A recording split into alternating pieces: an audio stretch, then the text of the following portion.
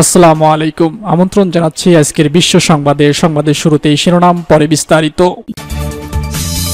শুরুতেই জানিয়ে দিব পরিমণির বিরুদ্ধে গ্রেপ্তারি পরোয়ানা। জানিয়ে দিব পুতুলের কানাডার নাগরিকত্বের প্রমাণ পেয়েছে দুদক। এবারে জানাবো শিক্ষকদের লাঠিপেটা করা একদম ভালো কাজ হয়নি, জানান জামাতে আমির। সর্বশেষ জানাবো নাবালকের কথায় চলবেন না, ডক্টর ইউনূসকে হুঁশিয়ারি দেন হাফিজউদ্দিন। শুনছিলেন সংবাদ শিরোনাম, এবারে বিস্তারিত। শুরুতেই জানিয়ে দিব পরিমণির বিরুদ্ধে গ্রেপ্তারি পরোয়ানা জারি। ব্যবসায়ী নাসিরউদ্দিন মাহমুদের দায়ের করা মারধর, ভাঙচুর ও ভয়ভীতি দেখানোর মামলায় চিত্রনায়িকা পরিমণি ও তার ডিজাইনারের বিরুদ্ধে চার্জ গঠন করে বিচার শুরুর আদেশ দিয়েছেন আদালত। একই হাতে তাদের বিরুদ্ধে গ্রেপ্তারি পরোয়ানা জারি করা হয়েছে।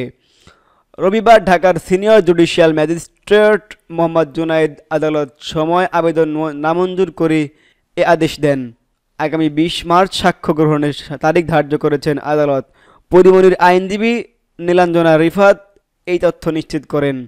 তিনি বলেন, এদিন মামলাটি চার্জ শুনানির জন্য ছিল। অসুস্থ থাকায় পরিমণি আদালতে হাজির হতে পারেননি। অপর আসামি জিমির পক্ষেও সময় আবেদন করা হয়। আদালত সময় আবেদন নামঞ্জুর করেন। তাদের বিরুদ্ধে চার্জ গঠনের আদেশ দেন, গ্রেপ্তারি পরোয়ানাও জারি করেন। উল্লেখ্য, 2022 সালের 6 জুলাই চিত্রনায়িকা পরিমণি ও তার কস্টিউম ডিজাইনার জুনায়েদ বগদাদির জিমির বিরুদ্ধে আদালতে মামলাটি করেন ব্যবসায়ী নাসিরউদ্দিন। জানিয়ে দিব পুতুলের কানাডার নাগরিকত্বের প্রমাণ পেয়েছে দুর্নীতি দমন কমিশন। সাবেক প্রধানমন্ত্রী শেখ হাসিনার মেয়ে সাইমা ওবায়দ পুতুলের কানাডায় নাগরিকত্ব থাকার প্রমাণ পেয়েছে দুদক। এছাড়া বিশ্ব স্বাস্থ্য সংস্থার দক্ষিণ পূর্ব এশিয়া বিষয়ক আঞ্চলিক পরিচালক পদ পেতে রাষ্ট্রীয় সম্পদ অপব্যবহার এবং নিয়ম বহির্ভূত কার্যকলাপের আশ্রয় নেওয়া হয়েছিল বলেও অনুসন্ধানে বেরিয়েছে বলে জানিয়েছেন সংস্থাটি। রবিবার এক বিবৃতিতে এই তথ্য জানিয়েছে দুদক। বিবৃতিতে বলা হয়েছে, যৌক্তিক কারণ ছাড়াই সাইমা ওবায়দ পুতুলকে বিভিন্ন রাষ্ট্রীয় সফরের সঙ্গী করা হয়েছে। তার ক্ষেত্রে প্রার্থীর যোগ্যতা হিসেবে দেওয়া তথ্যাদি যথাযথ ছিল না। এছাড়া পুতুল পাসপোর্টধারী কানাডার নাগরিক ছিলেন বলে তথ্য পাওয়া গেছে। পারিবারিক রাজনৈতিক প্রভাবের অপব্যবহার করে দুর্নীতির মাধ্যমে বেআইনিভাবে ঢাকার পূর্বাচল নতুন শহর আবাসিক প্রকল্প এবং এর ডিপ্লোম্যাটিক জোনে 10 কাঠা প্লট আয়ত্ত করেন পুতুল। এরই মধ্যে তার ও অন্যদের বিরুদ্ধে দুর্নীতির মামলা হয়েছে। এছাড়া পুতুল সূচনা ফাউন্ডেশন নামে একটি প্রতিষ্ঠান খুলে বিভিন্ন সামাজিক ও ব্যবসায়িক প্রতিষ্ঠান থেকে জোরপূর্বক উপঢৌকন আদায় ও অর্থ আত্মসাৎ করেছেন।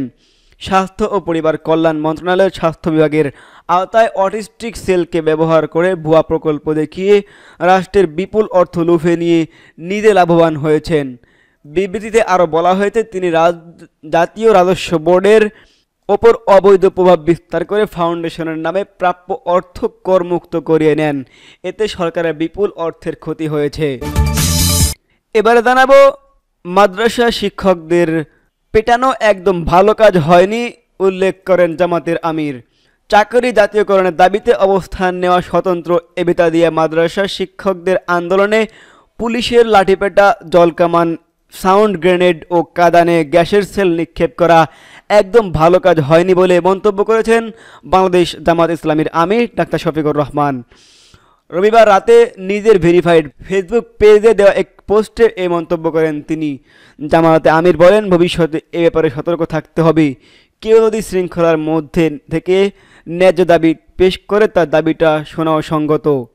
শক্তি প্রয়োগ সংস্কৃতি খুব ভালো ফল বয়ে আনে না। প্রসঙ্গত, ঢাকা বিশ্ববিদ্যালয় শিক্ষা ও গবেষণা ইনস্টিটিউটের সুপারিশ আলোকে প্রাথমিক বিদ্যালয়ের মতো স্বতন্ত্র এবিতা দিয়া মাদ্রাসা জাতীয়করণের ঘোষণাসহ 6 দাবিতে এদিন সকালে জাতীয় প্রেস ক্লাবের সামনে অবস্থান নেন স্বতন্ত্র এবিতা দিয়া মাদ্রাসা শিক্ষক ঐক্য জোট। অবস্থান কর্মসূচি থেকে প্রধান উপদেষ্টার কার্যালয় অভিমুখ পদযাত্রা ও স্মারকলিপি দেওয়ার ঘোষণাও দেন তারা। এরপর তারা জাতীয় প্রেস ক্লাব থেকে ঢাকা বিশ্ববিদ্যালয়ের ভিতর দিয়ে শাহবাগ থানার সামনে পৌঁছালে পুলিশ জলকামান নিক্ষেপ করেন। পরে সাউন্ড গ্রেনেড নিক্ষেপ করে পুলিশ। সর্বশেষ জানাবো নাবালকের কথায় চলবেন না, হুঁশিয়ারি করেন ডক্টর মোহাম্মদ ইউনূসকে হাফিজউদ্দিন। অন্তর্বর্তী সরকারের প্রধান উপদেষ্টা ডক্টর মোহাম্মদ ইউনূসকে উদ্দেশ্য করে বিএনপির স্থায়ী কমিটির সদস্য মেজর হাফিজউদ্দীন আহমেদ বলেছেন, প্রফেসর ইউনূস, আপনি অত্যন্ত সম্মানের ব্যক্তি, আমরা আপনাকে সম্মান জানাই। আপনারা কোনো সফলতা দেখতে পাচ্ছি না, তবু আমরা আপনাকে সম্মান জানাবো, কিন্তু নাবালকের কথায় আপনি চলবেন না।